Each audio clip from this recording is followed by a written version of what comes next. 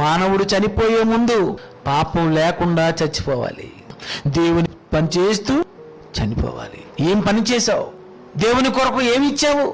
దేవుడు నీకు ఎన్నో ఇచ్చాడు. సూర్యుడు ఇచ్చాడు, చంద్రుడు ఇచ్చాడు, నక్షత్రాలు ఇచ్చాడు, పువ్వులు ఇచ్చాడు, గాలి ఇచ్చాడు, నీరు ఇచ్చాడు, ఆకాశం ఇచ్చాడు. మరి ఎన్ని ఇచ్చాడండి? ఇచ్చి ఇచ్చి ఇచ్చి ఇచ్చి ఇచ్చాడు. నువ్వేమనుకుంటావు? కృప తప్ప నాకు అన్ని కావాలి. నీకేం కావాలి? కృప తప్ప నాకు అన్ని కావాలి. ఏం కావాలి?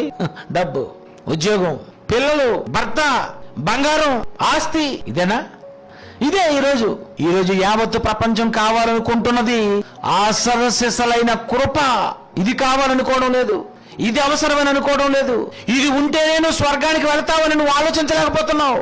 కృప అపరిమితముగా ఉన్నది. దాని గురించి రాస్తున్నాడు ఆయన రోమపత్రిక 6:1.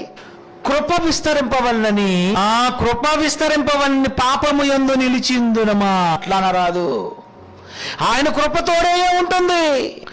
కృప అనగా యేసు రక్తము.